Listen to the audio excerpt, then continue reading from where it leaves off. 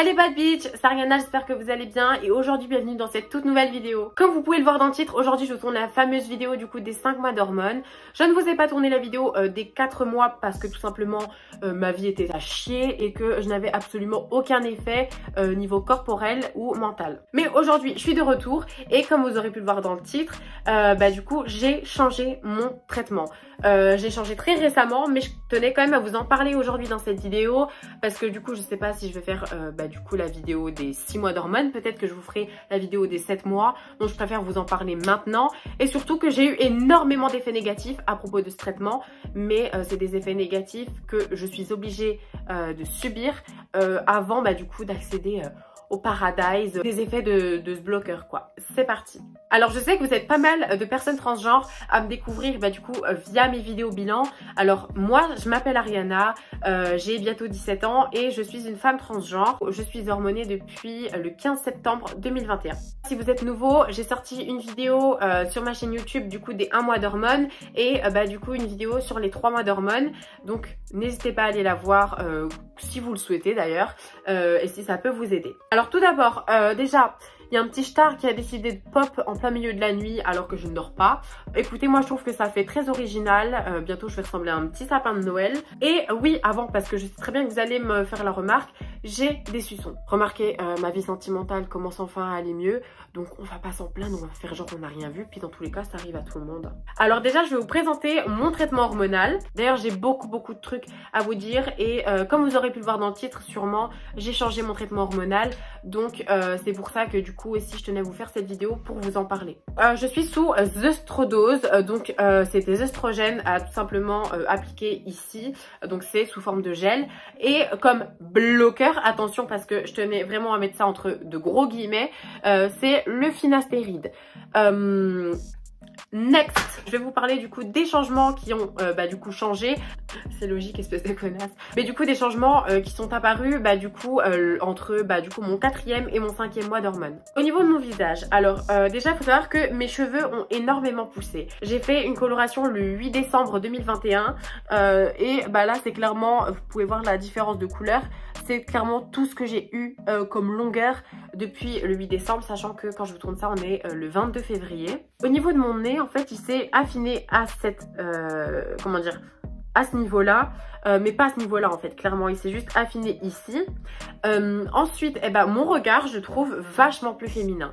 Je trouve que mon regard a été un petit peu rehaussé, que ce soit avec ou sans maquillage d'ailleurs. Également, mon menton s'est féminisé et continue de se féminiser du coup de semaine en semaine. Il commence à être un petit peu plus rond, donc avant genre c'était vraiment assez plat à ce niveau-là et un peu plus renfoncé. Et maintenant je trouve que c'est vraiment pas mal. Donc en soi, je complexe beaucoup moins qu'avant parce qu'avant c'était vraiment un énorme complexe. J'ai encore perdu de la masse musculaire, surtout à ce niveau-là. Donc je suis juste trop contente. Du coup là la question que vous allez vous poser c'est au niveau des boobs. Je vais tenter quand même de vous montrer parce que je vais pas me foutre à Walp au milieu de la vidéo et tout. On tourne pas un Jackie et Mich, on tourne une vidéo YouTube bilan d'hormones. Là j'en suis à 5 mois et à peu près une semaine et demie en poussant. Donc là je précise que je pousse vraiment toute ma graisse de ce côté là, donc j'ai à peu près ça. Donc ça c'est en 5 mois. Du coup j'ai vraiment remarqué tous les changements que je vous ai dit là.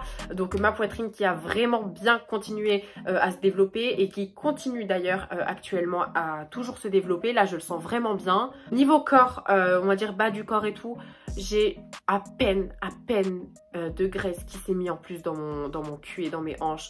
Clairement il n'y a rien d'autre sinon. Mais maintenant tout simplement je vais vous parler du coup de la deuxième partie de la vidéo qui est j'ai changé mon traitement hormonal. J'ai eu rendez-vous le 14 février chez mon endocrinologue et je lui ai parlé du coup de mon souhait de changer de traitement. Pas changer tout mon traitement, bien évidemment je conserve les hormones en gel comme ça, j'ai toujours les mêmes, sauf que à la place d'être à une pompe prescrite à la base, j'ai jamais mis une pompe parce que je sais très bien qu'une pompe c'est archi pas efficace. Du coup j'ai toujours mis 2 moi personnellement, mais du coup là je suis augmentée à 4 par jour.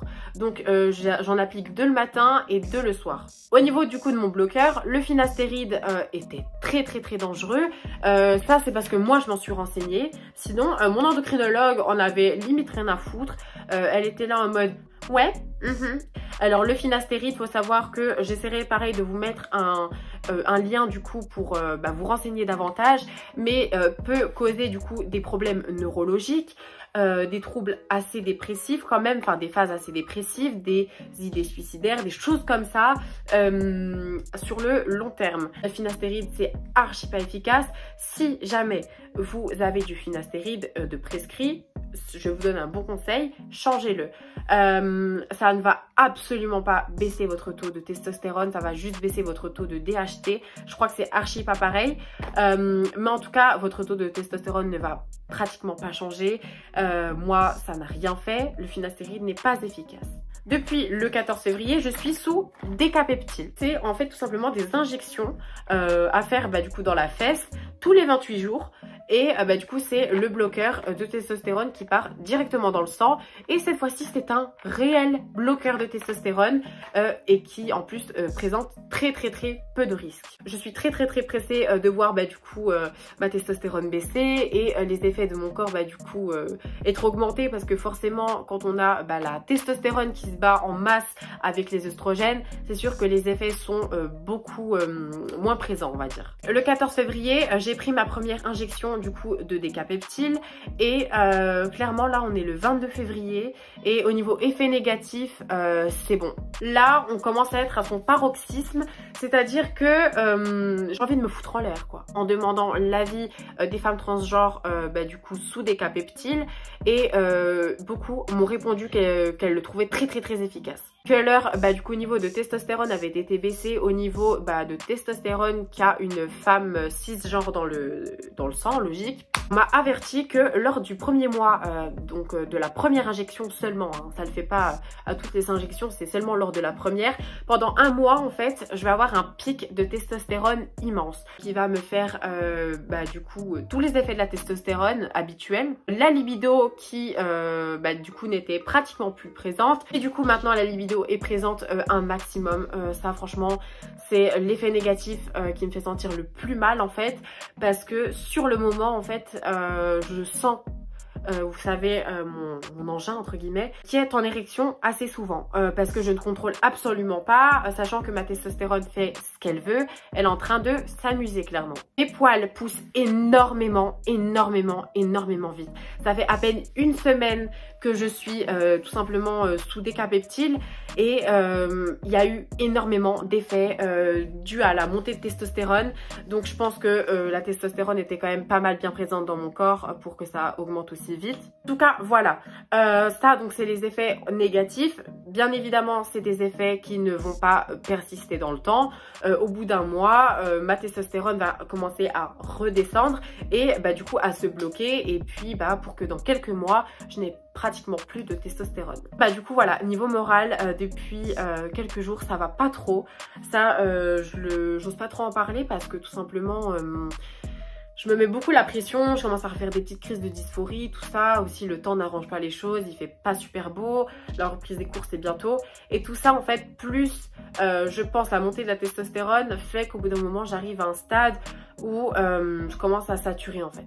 Mais j'ai énormément d'espoir, je suis vraiment surexcitée de passer du coup ce premier mois sous Decapeptyl et de faire ma deuxième injection.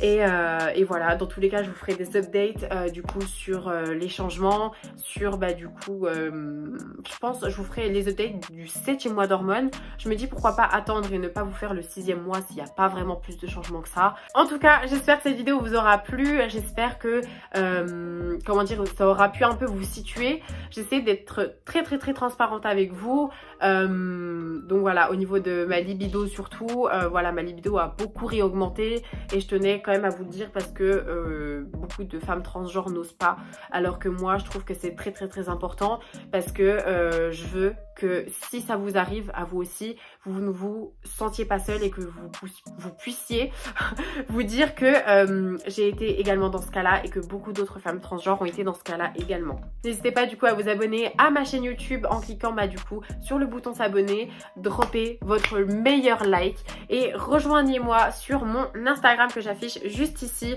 C'est archi pas une perte de temps, je poste des photos, des vidéos et surtout beaucoup de stories assez productives. Donc voilà, n'hésitez pas. Je vous aime, prenez soin de vous, c'est le plus important et on se retrouve très bientôt pour une nouvelle vidéo. Bisous!